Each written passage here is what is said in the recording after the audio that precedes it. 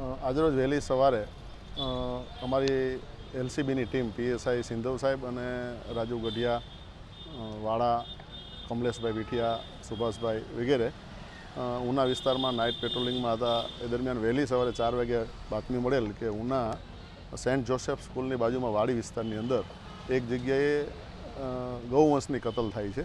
એવી બાતમી મળતા તાત્કાલિક 2 પંચો લઈ અને બનાવવાળી જગ્યા એટલે કે બાતમીવાળી જગ્યાએ રેડ કરેલી. રેડ કરતાં એક ગૌવંશ કપાયેલું અને 4 ગૌવંશ, 4 ને ટોટલ 5 ગૌવંશ ત્યાં હાજર મળી આવેલા અને એની સાથે ત્યાં 8 આરોપી પણ મળી આવેલા. આ જગ્યાએથી વાહનો સાથે ગૌમાંસ એટલે કે કપાયેલું ગૌમાંસ અને વાડી માલિક છે એ અસલમ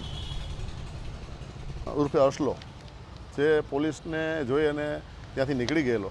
એટલે 8 આરોપીને પકડી પાડ્યા છે અને ટોટલ આ બધા જ મળી અને 2,80,350નો મુદ્દામાલ અમે કબજે કરેલ છે. સાહેબ, કેવા હથિયારનો ઉપયોગ કરેલો? એની અંદર છરા, નાની કુવાડી વગેરેનો ઉપયોગ કરી અને આ ગૌવંશની કતલ કરવામાં કતલખાનું જે ચાલતું હતું કેટલા સમયથી ચાલતું હતું?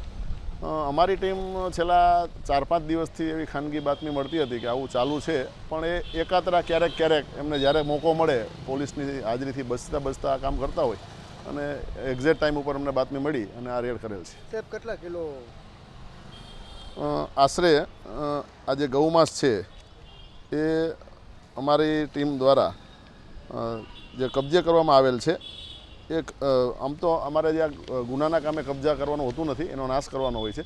કારણ કે જે વાછરડું છે એ પોતે જ તે ત્યાં કતલ કરેલો હોવાથી એને ત્યાં જ વેનેટરી ઓફિસરને બોલાવી અને એનો નિકાલ કરેલ છે અને એમને સર્ટિફિકેટ લઈને આ ગૌવંશ હોય એવું સર્ટિફિકેટ લઈને આ ગુનો દાખલ કરાવેલ છે. આરોપીને અટક કરેલા છે તો બીજા કોઈ આરોપી પકડવાના બાકી છે? એક જ આરોપી પકડવાનો બાકી છે અને બાકી જે તપાસમાં ખુલે તે આરોપી આની અંદર વધારે જે કંઈ મદદગારીમાં હશે તેને અમે તપાસ ઉના પોલીસને આપેલ છે. ઉના પોલીસ એમાં સતત કાર્યવાહી કરી અને પકડી પાડશે. અગાઉ આ આરોપી દ્વારા ક્યારેય પણ આવું કૃત્ય કરવામાં આની અંદર 2 આરોપી એવા છે કે એના વિરુદ્ધ અગાઉ પણ આ પ્રકારના ગેરકાયદેસર પશુ કતલના ગુનાઓ દાખલ થયેલ છે. એના ઉપર અમે કડક કાર્યવાહી કરશું.